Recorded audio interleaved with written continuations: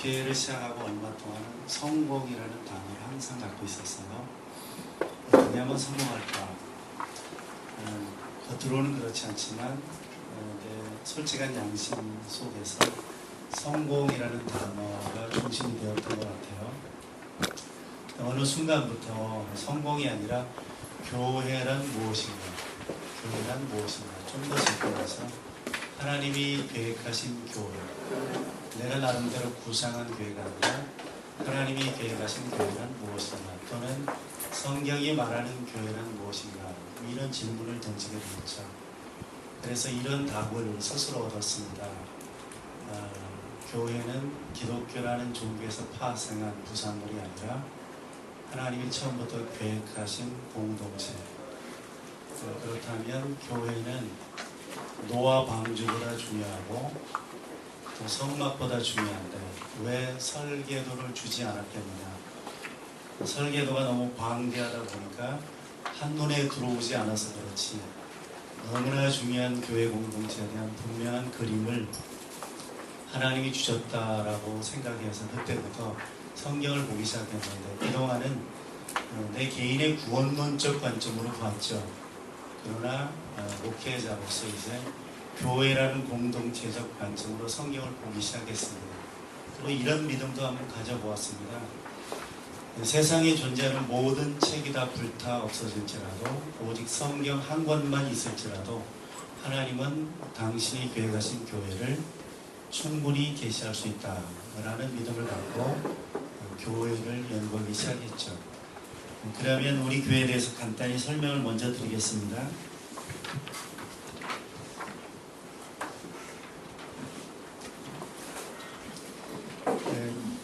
97년 10월에 이제 교회가 설립되었고요. 그 전에 제가 장안동에서 5년 동안 목회를 했었습니다.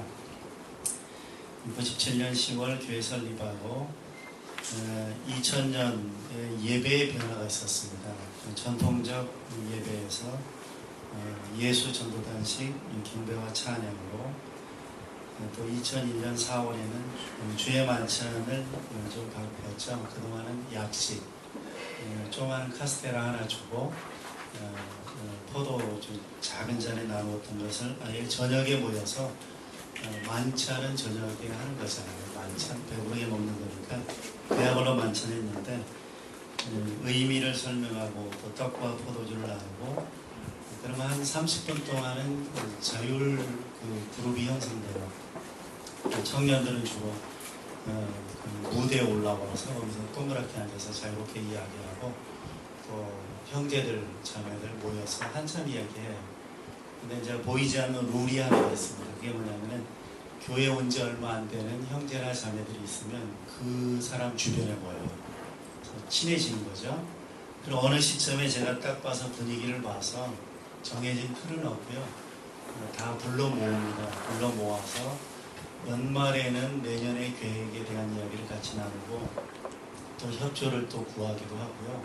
또 어떤 그 가정에 어려움이 있으면 그 얘기도 같이 나누고 기도도 하고 그리고 이제 기도하고 마치는 것이 우리 만찬인데 왜 이렇게 하냐면 그 주의 만찬은 제가 해석하기에는 예수의 피로 죄사함 받고 성령으로 거듭난 하나님의 자녀들의 멤버십이 중요하다고 생각했어요. 예수님 믿는 하나님의 자녀들이 하나님의 가족을 이루어서 함께 그 은혜 속에 거하는 것이라고 생각했기 때문에 이렇게 했습니다. 2002년도에 교회당 건축을 시작해서 2004년에 입당 예배 드리고 했습니다. 2007년에 교회론 연구를 본격적으로 교회 공동체 가족들과 더불어 시작했는데 어느 정도 목회를 하고 나서 갈등이 생겼습니다. 뭐냐면 8가지 다 지원하니까 행복하지가 않아요. 목사로 행복함이 없어요. 겉으로는 안 그렇지만 그 내면의 갈등과 어떤 그 그룹이 형성되어 있는 그런 모습들. 또 하나의 고민이 있었습니다. 뭐냐면 목사가 목회에 목숨을 걸어야 되는데 만약 이런 교회라면 내가 목숨을 걸 수 있을까? 아니더라고요. 그렇다면 그동안 혼자서 교회가 무엇이냐를 꾸준히 연구하면서 또 교회의 형식과 제도를 바꾸기 전에 토양은 꾸준히 바꿨거든요. 그런데 교회 중요한 갈등의 문제가 하나 벌어졌었습니다. 그때 제가 너무 마음의 상처를 받고서 그 다음 주에 칼럼을 썼습니다. 뒤에 보면 칼럼이 나와 있는데 그 일부 발췌를 해서 그때 칼럼을 올려놨습니다. 교회론에 대해서 다 같이 연구하는 시간을 갖겠다 하고서 그 뒤로 6개월 동안 하반기죠. 계속 매주 저녁에 모여서 주일 저녁에 교회론을 연구하기 시작했습니다. 연구의 내용은 여기 이렇게 나와 있습니다. 그 교회의 정의, 교회다움, 목회와 행정, 회원권, 그 다음에 하나 빠져 있습니다. 직분, 징계, 기타 등등 이런 걸 목회에 필요한 모든 내용을 같이 나누었습니다. 그 다음에 이 부분을 나눈 다음에 교회 비전, 그 비전도 같이 나누고서 비로소 세웠던 거예요. 또 교회 정관, 어떻게 교회 그 행정을 할 것인지 정관도 이때 같이 모여서 말씀을 나누고요.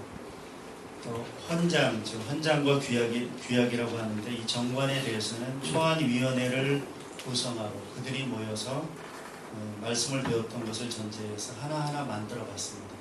다 만든 다음에 그 다음에 교인총회를 통과시켰던 거죠. 그 다음에 2007년 12월에는 아울러서 목장을 변화시켰습니다. 목장. 그동안도 목장이 있었는데 목자들로 하여금 저와 비슷한, 저와 똑같은 목사 되게 만들기 위해서 그동안에 있던 목장을 다 해체해버렸습니다. 물론 목자들과 꾸준히 나누었어요. 설득하고 설명하고 다 해체해버리고 그 다음에 목자도 다 직분 내려놓게 했습니다. 그리고 이렇게 말했습니다. 여러분이 희망찬 교회를 선택할 때 내가 희망적인 영적 아비인데 진지하게 복음 안에서 나와준 자나 전적으로 양육을 책임진 자를 저는 영적 아비라고 생각합니다. 그러면 영적 아비를 여러분이 선택해서 내 영혼을 맡겨도 되겠다 해서 이 교회에 등록한 것처럼 목장도 마찬가지다. 목자들한테 정말 양해를 구해서 목자들 이름 다 써놓고 그 다음에 목장을 선택하게 했던 거죠. 그래서 한 절반 정도는 목자들이 완전히 내려놨어요. 지금도. 그리고 2명은 떠났습니다. 2명은 그 목장이 다 결정되기 전에 한 분은 떠나고요. 그 다음에 한 분은 1년 뒤에 이 교회로 떠났어요. 큰 아픔이 있었죠. 그런데 그 뒤부터 목장이 더 좋아졌습니다. 자기의 영적 리더, 아비로 생각하고 철저하게 이렇게 그들 가운데 벌어지는 아름다운 일들이 참 많습니다. 그 다음에 그 이듬해 2008년도 1월 달에 교회 헌장과 규약을 제정했습니다. 자세한 내용은 여기 간단하게 이렇게 나와 있죠. 그리고 아울러 서리 집사 제도를 폐지했습니다. 희망찬 교회는 현재 서리 집사가 없어요. 서리 집사는 성경적이 아니라고 생각하기 때문에 그렇습니다. 그래서 우리 교회에서 보통 집사님 아마 안수 받은 집사이지 서리 집사가 아니다 그런 얘기죠. 그래서 얼마 전에 어떤 어르신이 우리 교회 등록하겠다고 오셨어요. 어떤 큰 교회에서 장로님들이 서로 고소고발을 하고 재정 장로님하고 다른 장로님과 싸움 벌어졌고 너무 혐오감을 느끼고 희망찬 교회에 나오셔서 몇 달 예배 드리다가 등록하겠다는 거예요. 그래서 제 방에 모셔놓고 설명을 드렸죠. 우리 교회는 집사가 없다고. 집사님이신데 어르신인데 우리 교회 오면 나이가 많든 적든 형제와 자매라고. 그래서 우리 교회가 많지 않고 큰 교회에 계셨으니까 구리에서 제일 큰 교회가 있지 않느냐 그쪽으로 가시라고 했더니 아니라고. 그래서 더 좋다고 해서 등록을 했는데 등록을 하고 나서 이분이 아파서 안 나와요. 그러니까 아드님이 나오더라고요. 아드님이. 그래서 희망찬 교회는 현재 서리 집사가 없고요. 안수 받은 집사가 3명인데 그 중에 한 사람은 중국으로 장기 출장 가서 2명이 안수 집사 밖에는 없습니다. 예. 제 친구들은 걱정을 했죠. 교인들 다 떠나면 어떻게 할 거냐. 아무도 안 떠났어요. 아무도 안 떠나고 제가 교인총회 때 좀 연세 드신 분들이 손을 들고 서리 집사 없애는 건 좋지만 나이 든 어른한테도 형제님 자매님 이게 말이 되냐. 그래서 계속 그 언어의 문제 때문에 이야기를 하셔서 제가 우격다짐으로 할 수 없잖아요. 그래서 그러면 내년에 연구합시다 이 얘기를 했더니 교회 리더가 누군지 알겠더라고요. 그때 40대 초반 우리 형제 자매들이 여기저기서 손을 드는 거예요. 그래서 그 형제들 자매들이 강하게 주장해서 그날 통과됐어요. 그래서 서리 집사 다 내려놓고 또 여러 직제, 뭐 여러분한테는 필요 없는 얘기겠지만 원래 그 권사라는 직분은 감리교 직제죠. 장로교에도 와 있죠.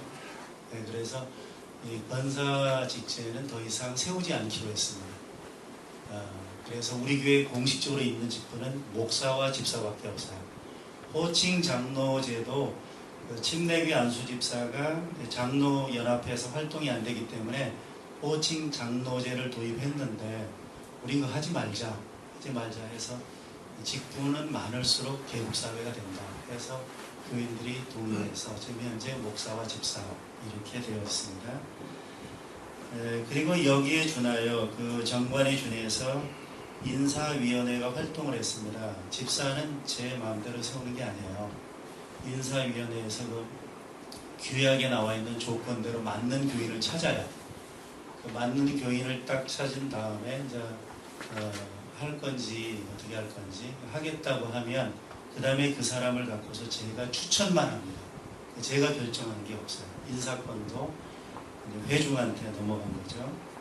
여기 사진은 첫 번째 그 인사위원회에 모였던 그런 사진입니다. 그리고 2010년 재작년인데 2010년 10월에 평신도 설교 사역을 시작했습니다. 만인 제사장주의에 준하여 이렇게 시행을 했던 거죠. 설교자 학교를 하고 설교자 학교 참석했던 사람들 중에서 2명의 자매 목자, 물론 이제 전도사님하고 저는 이제 하는 거지만 2명의 자매 목자가 수요 설교를 번갈아가며 이렇게 하고 있어요. 설교 참 잘하고요. 너무너무 잘하는데 본인은 항상 못한다는 생각을 갖고 있습니다. 그리고 이제 저희가 주일 오후 시간에 항상 신앙 훈련 시간으로 삼았었는데 주일 낮 예배만 나오는 분들이 한 절반 정도 돼요. 아무리 권면을 해도 낮 예배만 나와요. 그러면 이 낮 예배에 나온 사람들과 찬양 예배까지 나오는 사람들은 그 가치관이 달라요. 오랫동안 교회론을 같이 나누었던 사람들하고 그렇지 않은 엉뚱한 사람들이 있어요. 그래서 이러면 안 되겠다 싶어서 가장 많이 보는 시간에 가장 진지하게 말씀을 나누자 해서 설교를 포기하고 그때 신앙 훈련을 하죠. 물론 삶에 상처가 있는 사람한테 맨날 훈련만 하면 안 되기 때문에 어느 정도 훈련을 했으면 좀 가벼운 주제를 이렇게 나누기도 해요. 요즘엔 그렇습니다. 그렇게 하면서 주일 낮 예배 때 나오는 사람도 하나님 나라는 가치관의 변화가 없이는 그 나라 백성으로 삶이 가능하지 않잖아요. 그래서 낮 예배 때 가장 진지하게 말씀 나누려고 하고 있고 가장 뜨겁게 기도하려고 그런 계획 속에 실천해 오고 있습니다. 현재는 가을 특강 기간입니다. 이번 주하고 다음 주 김인호 교수가 와서 이렇게 강의하고 있습니다. 우리 교회 비전 여기 나와 있고요. 주일날은 90명에서 120명 정도 출석하는 작은 교회인데 2.0에서는 대교회라고 하고 있어요. 제가 작은 교회 콤플렉스가 여기 와서 완전히 사라졌고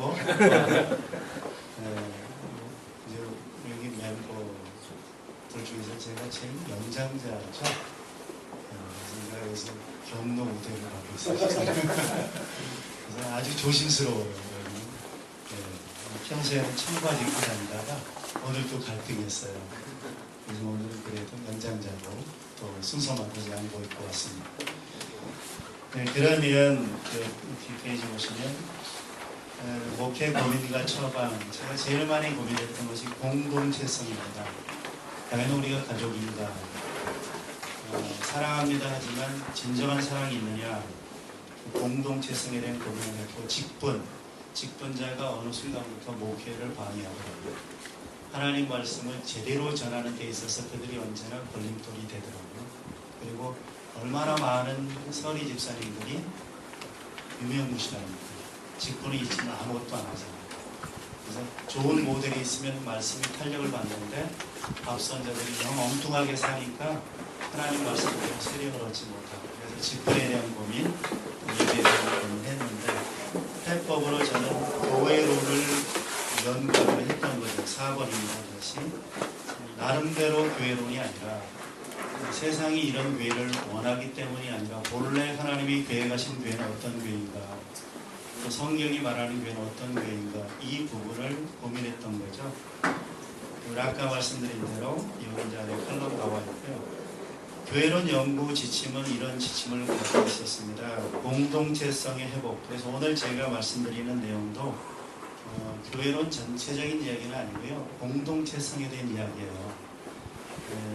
그리고 이것이 교회 삶에 실제 적용하기 위한 그런 목적으로 연구를 했고, 함께 공개적으로 연구했어요.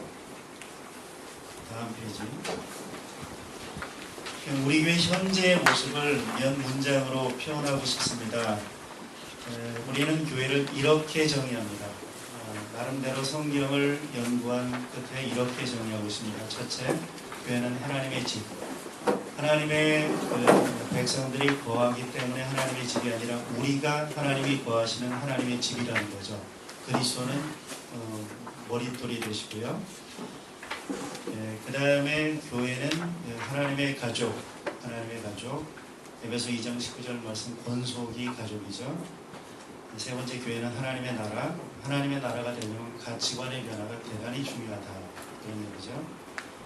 교회는 그리스도의 몸, 그리스도의 신복. 이런 5가지 정의는요, 셀 교회의 일반적인 정의예요. 그리고 목산 침례교회 같은 교회에서는 두 번째 정의, 교회는 하나님의 가족이라는 것을 굉장히 많이 강조하고 있죠.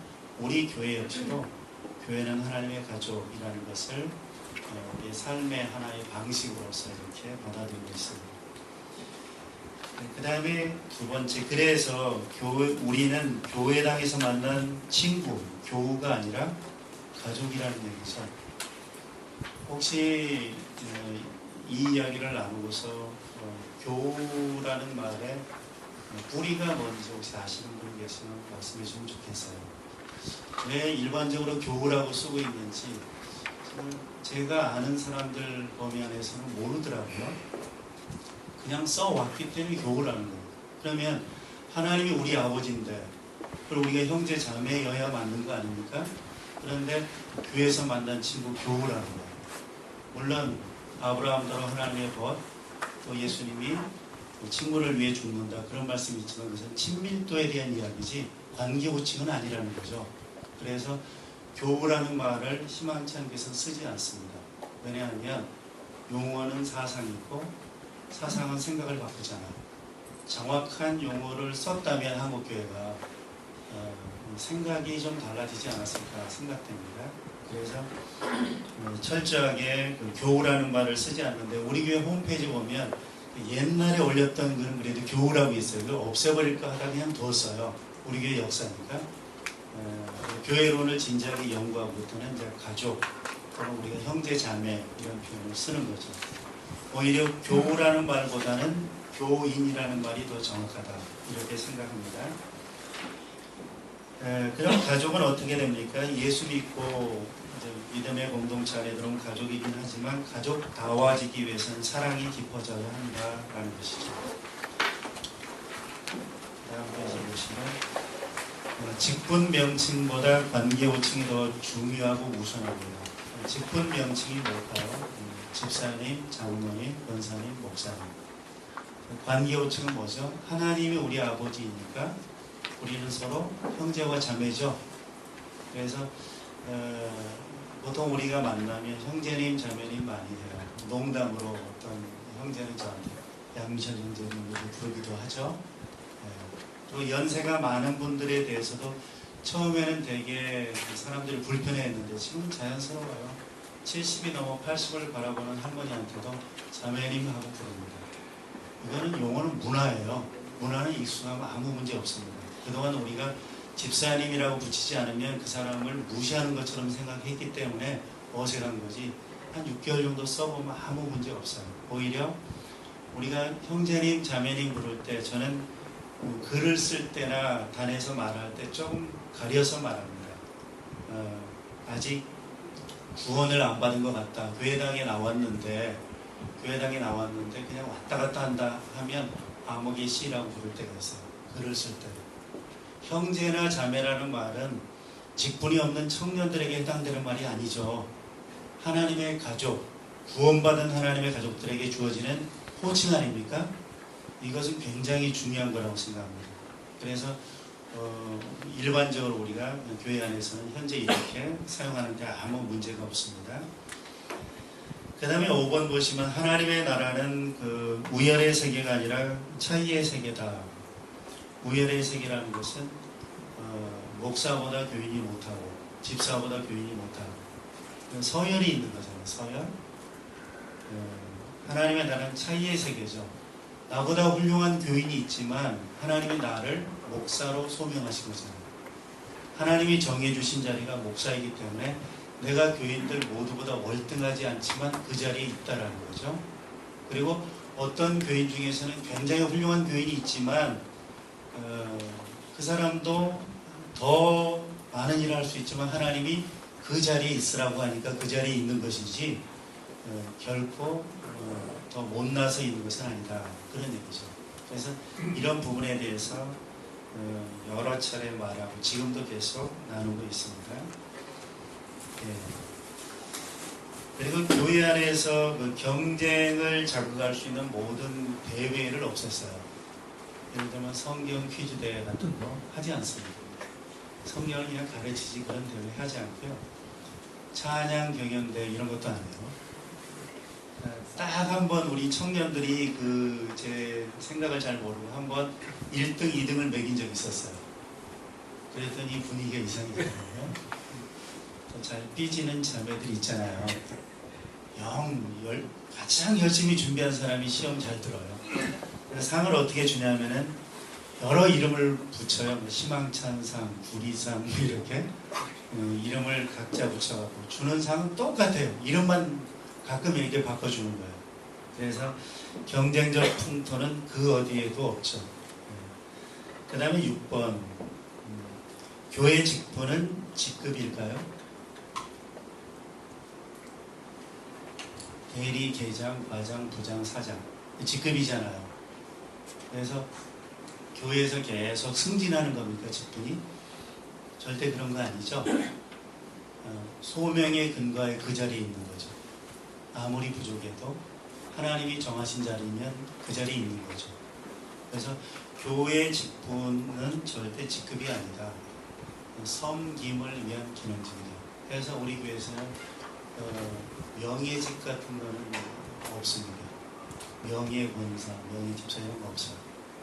그냥 훌륭한 믿음의 사람으로 존대해 주는 것 자체가 명예지 하나님의 일 자체는 절대 명예직일 수 없는 거죠. 섬김을 위한 기능직. 하나님의 그 기능을 위해서 은사를 주신 것이고 그 은사 주시기 전에 각 사람에게 소명을 주신 거 아닙니까? 그리고 7번 만인 제사장주의를 적극적으로 반영하고 있습니다. 우리 교회 헌장과 규약 중에 헌장에 있는 내용이에요. 1번 보시면 7번에 1번 만신자 제사장주의를 모든 교인의 목회자로서의 사명으로 해석하고 훈련되고 준비된 교인의 목회자로서의 가능성을 인정한다.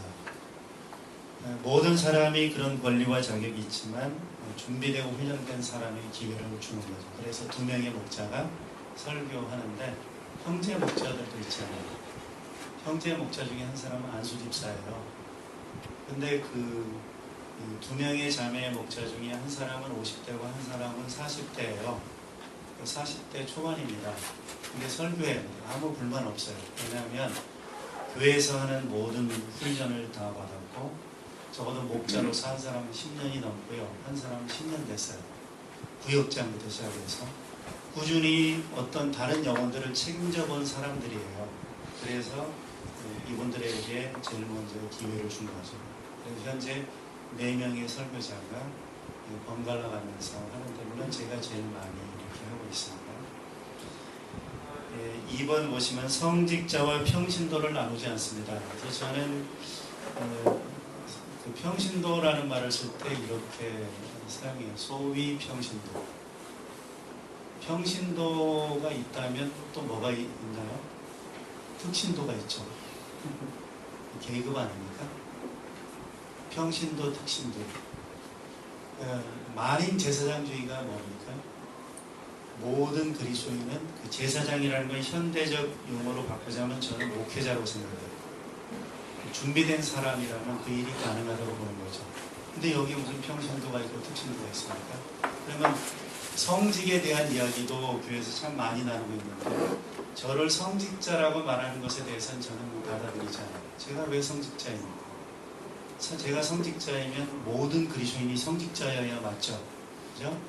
그럼 내가 하는 것은 성직이고 집사들이 하는 것은 세속일인가요? 아니죠. 성직의 내용이 다를 뿐이에요. 저는 목사라는 성직을 수행하고 있고, 집사라는 성직을 수행하고 있는 것이지, 나 같은 사람만 성직자는 아니다 해서 나 같은 사람한테 필요한 용어는 전임 사역자가 맞는 거죠. 전 시간 하나님께 바치는 전임 사역자가 맞는 것이지, 나 같은 사람만 성직자고 교인들은 평신도, 그거는 성경적이지 않습니다. 그래서 주를 위해 사는 모든 사람이 성직자요, 주를 위해 하는 모든 일이 성직이다. 그래서 지금 나름대로 고민하고 있는 것은 무엇이냐면, 예배당 안에서 성직은 회복되었다고 저는 스스로 생각합니다. 우리 교인들 안에서. 그러나 예배당 밖에서 그들의 직업의 영역 속에서도 어떻게 성직 수행이 가능할까? 그 부분이 더 중요하다고 생각합니다. 그래서 많은 시간 고민해야 될 사항이라고 생각해요. 그 다음에 8번으로 넘어가시면 아까 설명드렸던 내용 그대로 이렇게 하고 있고요. 설교자 학교를 5주 동안 했어요. 5주 동안 하고 어떻게 설교하는지 그 방법에 대해서 나누었습니다. 여러분 생각과는 좀 다를 수 있어요. 근데 왜 그렇게 했냐면, 오랫동안 훈련받은 사람들이고, 또 내용을 채우는 것은 단기간에 되지 않잖아요. 그동안에 했던 것을 믿는 거죠. 그리고 이제는 적극적으로 어떻게 설교하는지, 방법론에 대해서 설교를 어떻게 작성하는지 그 부분을 나누고서 그 다음 달부터 곧장 시작했어요. 근데 합니다.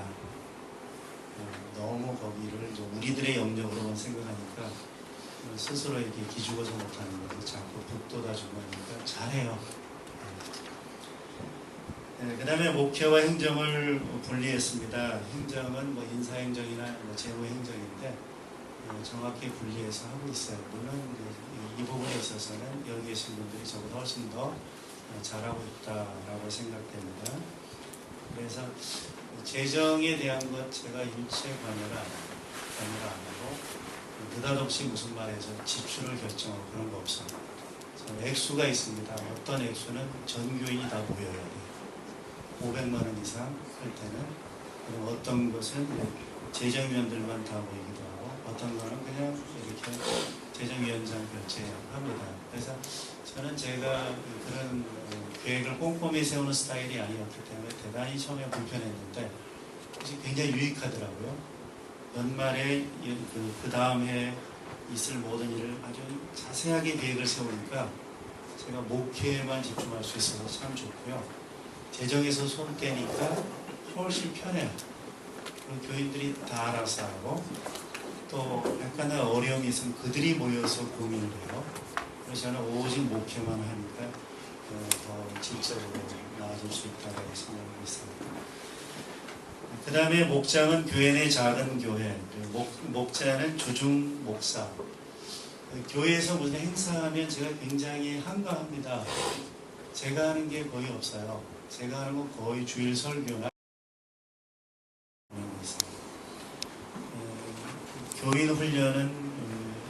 이번에는 주일 그 오후에 했다가 지금 주일 낮에 시간을 바꿨고요. 그리고 목자나 교사원은 소그룹 모여서 계속 매주 한 번씩 진행하고 있습니다. 개혁의 방법, 희망찬 교회는 개혁이라는 말을 거의 안 쓰고 있고요.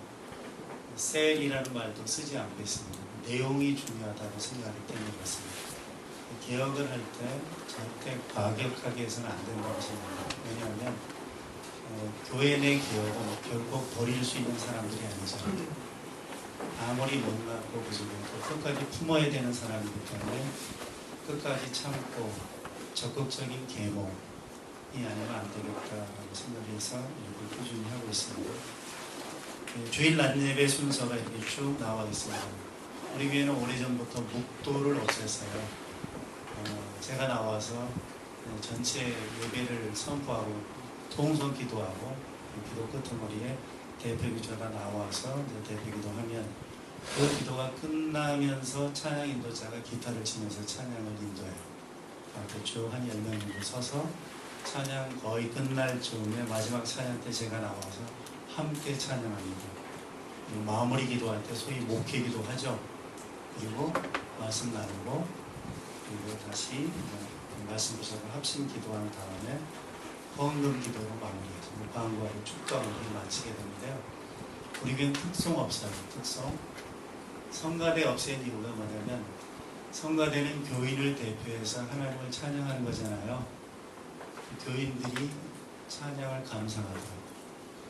그래서 온 교회가 성가대가 되어야 한다라는 생각 때문에 성가대 없애고 앞에서 찬양 인도하는 자들이 마치 성가대 지휘자 역할을 하는 것이고 교인들 전체는 성가대가 되는 거죠. 그렇게 해서 예배하고 있는데 그 예배가 정착되는 과정에도 좀 어려움이 있어요. 연세 드신 분들 계속 저한테 민원 제기를 하셨고 저는 그 얘기를 사역자들한테 안 했어요.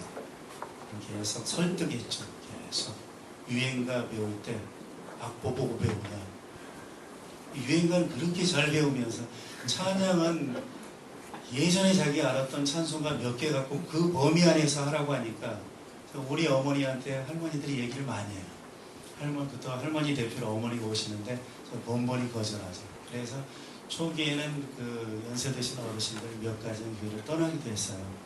그런데 지금은 참 찬양 잘하고 있고요. 이제 문화가 바뀐 것 같아요. 어른들도 찬양 빠른 거 시작하면 다 일어나요. 조용한 거 하고 있을 땐 가만히 있다가 빠른 거 하면 일어나서 이렇게 손들고 찬양하기도 하고 그렇게 예배하고 있고요. 또 제가 전체 예배를 주관하지 않으니까 에너지를 얻어요.